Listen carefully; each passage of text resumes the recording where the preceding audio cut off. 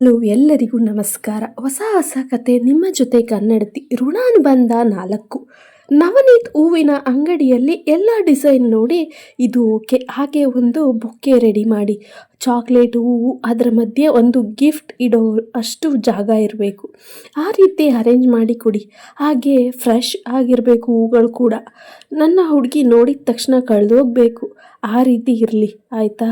ಹಾಗೆ ಭಾನುವಾರ ಬೆಳಗ್ಗೆನೇ ಕೊಡಬೇಕು, ಮಿಸ್ ಮಾಡೋಂಗಿಲ್ಲ. ಇದು ಅಡ್ವಾನ್ಸ್ ಅಂತ ಇಟ್ಕೊಳ್ಳಿ ಅಂತ ಹೇಳಿ ಸ್ವಲ್ಪ ಹಣವನ್ನು ನವನೀತ್ ಕೊಟ್ಟು ಹೊರಡ್ತಾನೆ. ಇತ್ತ ರಾಮೇಗೌಡರು ಸಿಟಿಗೆ ಹೋಗಿ ಸೀರೆ ಅಂಗಡಿಗೆ ಹೋಗುತ್ತಾರೆ. ಅಲ್ಲಿ ಶಾಲಿನಿಗೆ ಸೀರೆ ಕೊಡಿಸಲು ಅಂಗಡಿಯವರ ಹತ್ತಿರ ನನ್ನ ದೊಡ್ಡ ಮಗಳು, ಇವಳಿಗೆ ಒಂದು ಒಳ್ಳೆ ಸೀರೆ ತೋರಿಸಿ ಅಂತಾರೆ. ಶಾಲಿನಿ, ನನಗೆ ಪಿಕಾಕೋ ಬಾರ್ಡರ್ ಸ್ಯಾರಿ ತೋರಿಸಿ, ಹಾಗೆ ಬಾರ್ಡರ್ ತುಂಬ ದೊಡ್ಡದು ಬೇಡ, ಲೈಟ್ ಕಲರ್ನಲ್ಲಿ ತೋರಿಸಿ. ಹಾಗೆ ಒಂದಷ್ಟು ಸೀರೆಯನ್ನು ಅನುರಾಧ, ಶ್ರುತಿ ನೋಡಿ ಈ ಸೀರೆ ಚೆನ್ನಾಗಿದೆ ತಕೋಮ. ಶಾಲಿನಿ, ಇಲ್ಲ ಇಷ್ಟೊಂದು ಡಾರ್ಕ್, ಈ ಸೀರೆನ ಉಟ್ಕೊಂಡ್ರೆ ದೃಷ್ಟಿ ಬೊಂಬೆ ಥರ ಕಾಣಿಸ್ತೀನಿ, ನಿಮಗೆ ಗೊತ್ತಾಗಲ್ಲ, ನೀವು ಸುಮ್ಮನಿರಿ.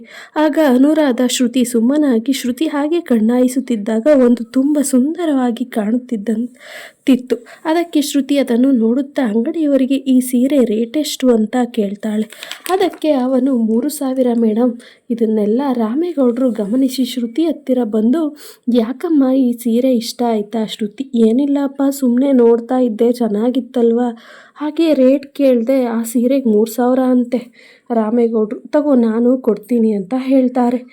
ಆಗ ಶ್ರುತಿ ತುಂಬ ಖುಷಿಯಿಂದ ಇದನ್ನು ಬಿಲ್ ಹಾಕಿ ಅಂತ ಹೇಳಿ, ಇತ್ತ ಶಾಲಿನಿ ಈ ಅಂಗಡಿಯನ್ನು ಹುಡುಕಿ ಒಂದು ಕಪ್ಪು ಕಲರ್ ಸೀರೆಯನ್ನು ಸೆಲೆಕ್ಟ್ ಮಾಡ್ತಾಳೆ.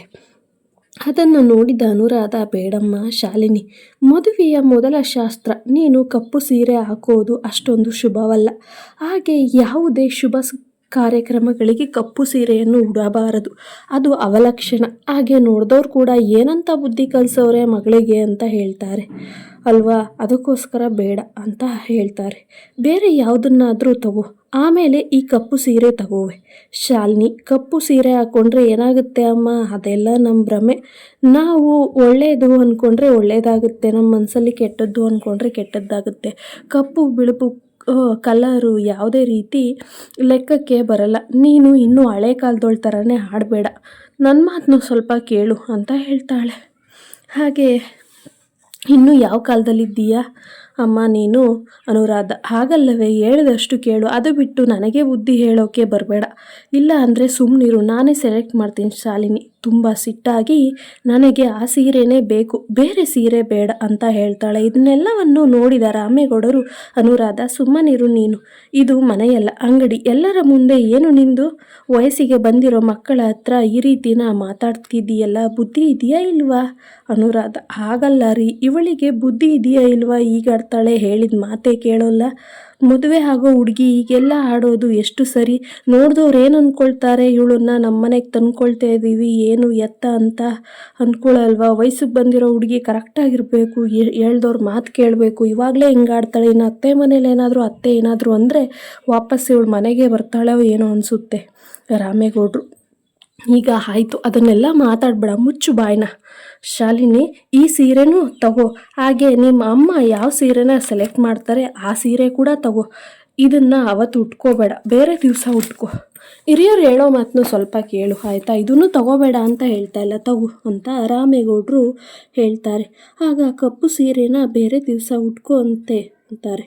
ಶಾಲಿನಿ, ಆಯಿತು ಅಪ್ಪ ಅಂತ ಹೇಳಿ ಸಿಟ್ಟಲ್ಲಿ ಅಮ್ಮನ ಜೊತೆ ಸೀರೆ ಹುಡುಕುತ್ತಾಳೆ. ಆಗ ಶ್ರುತಿ, ನೋಡಕ್ಕ ಇದು ಡಾರ್ಕ್ ಕಲರ್ ಕೂಡ ಅಲ್ಲ, ಹಾಗೆ ಲೈಟ್ ಗ್ರೀನ್ ಮಿಕ್ಸ್ ಇದೆ, ಬಾರ್ಡರ್ ಕೂಡ ಸೂಪರ್ ಆಗಿದೆ, ಈ ಸೀರೆನ ತಗೋ. ಶಾಲಿನಿ ಮನಸ್ಸಲ್ಲೇ, ವಾವ್ ಸೀರೆ ಚೆನ್ನಾಗಿದೆ ಅಂತ ಅಂದುಕೊಂಡು ಹೊರಗಡೆ, ಏನೋ ನನಗಂತೂ ಇಷ್ಟ ಇಲ್ಲ, ಬಟ್ ನಿಮ್ಮಿಷ್ಟಕ್ಕೋಸ್ಕರ ತಗೋತೀನಿ ಅಂತ ಹೇಳಿ, ಓಕೆ ಇದನ್ನು ಪ್ಯಾಕ್ ಮಾಡಿ ಎಂದು ಹೊರಗಡೆ ಬರ್ತಾಳೆ. ರಾಮೇಗೌಡರು 3 ಸೀರೆಗೂ ಕೂಡ ದುಡ್ಡನ್ನು ಕೊಟ್ಟು, ಅನುರಾಧ ಸೀರೆ ಬ್ಯಾಗ್ನ ತಗೊಂಡು ನಡಿ ನೀನು ಅಂತ ಹೇಳ್ತಾರೆ. ಅನುರಾಧ ಸೀರೆ ಬ್ಯಾಗ್ನ ತಗೊಂಡು ಹೋದ ತಕ್ಷಣ, ಶಾಲಿನಿ, ಆ ಸೀರೆಗಳನ್ನ ಕೊಡಮ್ಮ, ನಾನು ಬ್ಲೌಸ್ ಹೊಲ್ಸೋಕ್ಕೆ ಕೊಡ್ತೀನಿ, ಹಾಗೆ ಮೇಕಪ್ ಅವರಿಗೆ ಮತ್ತು ಐಬ್ರೋ ಮಾಡಿಸ್ ಫೇಶಿಯಲ್ ಎಲ್ಲವನ್ನು ಮಾಡಿಸ್ಕೊಂಡು ನಾನು ಬರ್ತೇನೆ. ನೀವು ಬೇರೆ ಕೆಲಸ ಏನಾದರೂ ಇದ್ದರೆ ನೋಡ್ಕೊಳ್ಳಿ, ಹಾಗೆ ಬೇಗ ಮುಗಿಸ್ಕೊಳ್ಳಿ, ಸಂಜೆ ಆಗುತ್ತೆ ಅಂತ ಹೇಳ್ತಾಳೆ. ಆಗ ಅನುರಾಧ, ಶ್ರುತಿನೂ ಕರ್ಕೊಂಡು ಹೋಗು, ಅವಳು ಒಂದು ಸೀರೆ ತಗೊಂಡವಳೆ, ಅವಳದು ಬ್ಲೌಸ್ ಹೊಲಿಯೋಕ್ಕೆ ಕೊಡು, ಹಾಗೆ ಅವಳನ್ನು ಐಬ್ರೋ ಮಾಡಿಸು ಶಾಲಿನಿ. ಅವಳು ಬರೋದೇನು ಬೇಡ ಅಮ್ಮ, ಒಳ್ಳೆ ಡಿಸೈನ್ನ ನಾನೇ ನೋಡಿ ಅವಳಿಗೆ ಸೆಲೆಕ್ಟ್ ಮಾಡ್ತೀನಿ. ಹಾಗೆ ಅವಳಿಗೆ ಒಂದು ಸರಿನೂ ಐಬ್ರೋ ಮಾಡಿಸಿಲ್ಲ, ಅವಳ ಐಬ್ರೋನೇ ಸೂಪರಾಗಿದೆ, ಅವಳಿಗೇನು ಐಬ್ರೋ ಬೇಡ, ಅವಳ ಬ್ಲೌಸ್ನ ನಾನೇ ಸ್ಟಿಚಿಂಗ್ ಮಾಡಿಸ್ತೀನಿ ಡಿಸೈನಾಗಿ, ನೀನೇನು ತಲೆಗಿಡಿಸ್ಕೋಬೇಡ, ನೀವು ಹೋಗಿ ಬೇರೆ ಕೆಲಸಗಳನ್ನ ಮುಗಿಸ್ಕೊಳ್ಳಿ ಅಂತ ಹೇಳ್ತಾಳೆ. ಅದಕ್ಕೆ ಅನುರಾಧ, ಯಾವುದೇ ಕೆಲಸ ಕೊಟ್ಟರು ಏನೇ ಮಾಡಿದ್ರು ಬರೀ ಹೀಗೆ ಆಡ್ತೀಯ ಅಲ್ವಾ, ಏನೇ ಹೇಳಿದ್ರು ನಿನ್ನಿಷ್ಟ ಬಂದಂಗೆ ನಡೀತಾ ಇದೆಯಾ, ಭಾಳ ಅತಿಯಾಗಿ ಆಡ್ತಾ ಇದೆಯಾ ಅಂತಾರೆ. ರಾಮೇಗೌಡರು, ಸಾಕು ಅನುರಾಧ, ನಡಿ, ಅವಳು ಹೇಳ್ತಾ ಇರೋದು ಸರಿ, ತಗೊಂಬಗಳೇ ಸ್ವಲ್ಪ ದುಡ್ಡು ಅಂತ ರಾಮೇಗೌಡರು ಶಾಲಿನಿ ಹತ್ರ ಕೊಟ್ಟು, ಶ್ರುತಿನ ಕರ್ಕೊಂಡು ನಡಿ, ನಮಗೂ ಸ್ವಲ್ಪ ಸಹಾಯ ಆಗುತ್ತೆ ಅವಳಿದ್ರೆ ಅಂತ ಹೇಳಿ ಅನುರಾಧ ಶ್ರುತಿ ಇಬ್ಬರನ್ನೂ ಕರ್ಕೊಂಡು ಹೋಗ್ತಾರೆ ರಾಮೇಗೌಡರು.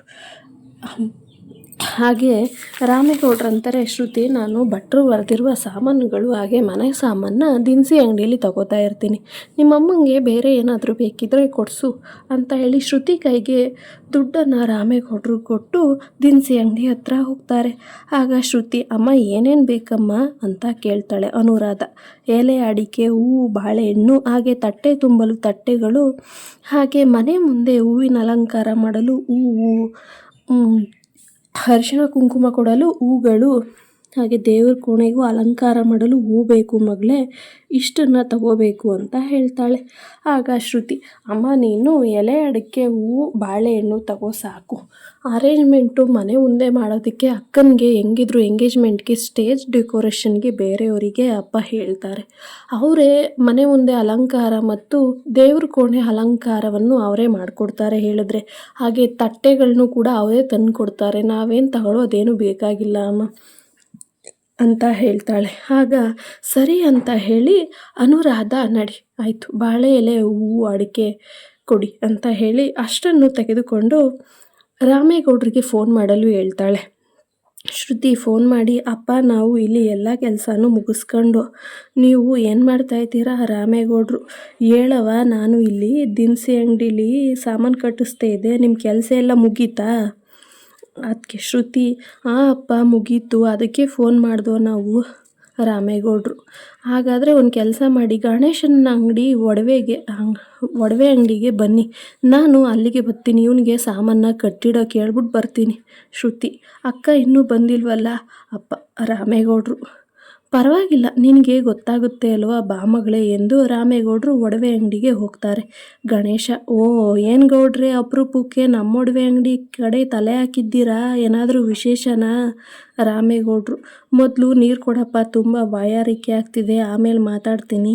ಗಣೇಶ, ನೀರು ಯಾಕೆ, ನಿಂಬೆಹಣ್ಣಿನ ಜ್ಯೂಸೇ ಇದೆ, ಕುಡೀರಿ ಎಂದು ಕೊಡ್ತಾನೆ. ರಾಮೇಗೌಡರು, ಕೊಡಪ್ಪ, ಈ ಬಿಸಿಲಿನಲ್ಲಿ ನಿಂಬೆಹಣ್ಣಿನ ಜ್ಯೂಸ್ ಕೊಡ್ತಿದೀಯ, ನಿನ್ನ ಹೊಟ್ಟೆ ತಣ್ಣಗಿರಲಿ ಅಂತ ಹೇಳಿ ರಾಮೇಗೌಡರು ಗಣೇಶನ ಹತ್ರ ಮಾತಾಡ್ತಾ ಏನು ವಿಶೇಷ ಅಂತಂತಂದರೆ, ನಾನು ದೊಡ್ಡ ಮಗಳದು ಎಂಗೇಜ್ಮೆಂಟು ಕಣೋ ಭಾನುವಾರ, ಅದಕ್ಕೆ ಹುಡುಗನಿಗೆ ರಿಂಗ್ ನೋಡೋಣ ಅಂತ ಬಂದು, ರೆಡಿಮೇಡ್ ರಿಂಗ್ಗಳಿದ್ದಾವ ಅಥವಾ ಮಾಡಾಕ್ಬೇಕಪ್ಪ, ಕೊಡ್ತೀಯಾ ಅಷ್ಟು ಬೇಗ ಅಂತ ಕೇಳ್ತಾರೆ. ಗಣೇಶ, ಅಯ್ಯೋ ಅದಕ್ಕೆಲ್ಲ ಯಾಕೆ ಗೌಡ್ರೆ ತಲೆಗೆಡ್ಸ್ಕೊಳ್ತೀರಾ, ನಮ್ಮ ಹತ್ರ 100 ಡಿಸೈನ್ ರಿಂಗ್ಸ್ ಇದ್ದಾವೆ, ರೆಡಿ ರಿಂಗ್ಗಳೇ, ನೋಡ್ಬೇಕು ನೀವು ಅಷ್ಟೇ, ತೋರಿಸ್ತೀನಿ ಅಂತ ಹೇಳ್ತಾರೆ. ರಾಮೇಗೌಡರು, ಇರಪ್ಪ, ನನ್ನ ಚಿಕ್ಕ ಮಗಳು ಮತ್ತು ನನ್ನ ಮನೆಯವರು ಬರ್ತಾ ಇದ್ದಾರೆ, ನಮ್ಮ ಹೆಂಗಸರು, ಅವ್ರು ಬಂದಮೇಲೆ ತೋರಿಸುವಂತೆ, ಇನ್ನೇನೋ ಬಂದರು ಅನಿಸುತ್ತೆ ಅವರು. ಮತ್ತು ನಿಮ್ಮ ದೊಡ್ಡ ಮಗಳು ಎಲ್ಲಿ ಅಂತ ಗಣೇಶ್ ಅವ್ರು ಕೇಳ್ತಾರೆ. ಆಗ ದೊಡ್ಡ ಮಗಳು ಎಲ್ಲೋ ಪಾರ್ಲರ್ಗೂ ಅದೆಂಥದೋ ಮೇಕಪ್ ಅಂತೆ, ಅಲ್ಲಿಗೆ ಹೋಗವಳೆ, ಟೈಮ್ ಐತೆ, ಸಂಧೆ ಐತೆ ಅಂತಂದ್ಲು. ಅದಕ್ಕೆ ಚಿಕ್ಕ ಮಗಳನ್ನೂ ನಮ್ಮ ಹೆಂಗಸ್ರೂ ಬಂದವನಿಕಪ್ಪ, ತೋರಿಸು ನೀನು ಅಂತ ಹೇಳ್ತಾರೆ. ಹಾಗೆ ಮಾತಾಡ್ತಾ ಇದ್ದ ಹಾಗೆ ಶಾಲಿನಿಯ ಅಮ್ಮ ಅನುರಾಧ ಮತ್ತು ಶ್ರುತಿ ಇಬ್ಬರೂ ಕೂಡ ಒಡವೆ ಅಂಗಡಿಗೆ ಬರ್ತಾರೆ. ಬಂದ ತಕ್ಷಣ ಅವರು ಕೂಡ ಸುಸ್ತಾಗಿರೋದನ್ನ ನೋಡಿ ರಾಮೇಗೌಡರು, ಕೊಡಪ್ಪ ನಮ್ಮ ಹೆಂಗಸ್ರಿಗೂ ನನ್ನ ಕಿರಿಮಗಳು ಜ್ಯೂಸನ್ನ, ತುಂಬ ಸುಸ್ತಾಗಿ ಹೋಗವ್ರೆ, ಅವ್ರು ನೋಡಿದ್ರೆ ಗೊತ್ತಾಗ್ತಾ ಇದೆ ಅಂತ ಹೇಳ್ತಾರೆ. ಹಾಗೆ ಗಣೇಶನ ಅಣ್ಣ ನಾನು ನಿಮಗೆ ಕೊಟ್ಟು ಗೌಡ್ರೆ ನಿಮಗೆ ಮಾತ್ರ ಕೊಡ್ತೀನಾ ಅವ್ರಿಗೆ ಕೊಡಲ್ವಾ ಇರಿಗೆ ಕೊಡ್ತೀನಿ ಅಂತ ಹೇಳಿ ಅವ್ರಿಗೂ ಕೂಡ ಕೊಟ್ಟು ಕೂತ್ಕೊಳ್ತಾರೆ. ಆವಾಗ ಉಂಗುರದ ಡಿಸೈನ್ಗಳನ್ನು ತೋರಿಸ್ತಾ ಇರಬೇಕಾದ್ರೆ ಶ್ರುತಿ ಎಲ್ಲ ಡಿಸೈನ್ನು ಹುಡುಕ್ತಾ ಇರ್ತಾಳೆ. ಆವಾಗ ಒಂದು ಸುಂದರವಾದ ಉಂಗುರ ಅವಳ ಕಣ್ಮುಂದೆನೇ ಸಿಗುತ್ತೆ. ಅದನ್ನು ನೋಡಿದ ತಕ್ಷಣ ಅಪ್ಪ ಇದು ಚೆನ್ನಾಗಿದೆ ಅಲ್ವಾ ಅಂತ ಹೇಳ್ತಾಳೆ. ಹಾಗೆ ಈ ಕಥೆಗಳು ಇಷ್ಟ ಆದರೆ ದಯವಿಟ್ಟು ಸಬ್ಸ್ಕ್ರೈಬ್ ಮಾಡ್ಕೊಳ್ಳಿ. ನಿಮ್ಮ ಒಂದು ಸಬ್ಸ್ಕ್ರೈಬ್ ನಮಗೂ ಕೂಡ ತುಂಬ ಸಪೋರ್ಟಿಂಗ್ ಆಗಿರುತ್ತೆ. ಹಾಗೆ ಥ್ಯಾಂಕ್ ಯು ಸೋ ಮಚ್ ಎಲ್ಲರಿಗೂ.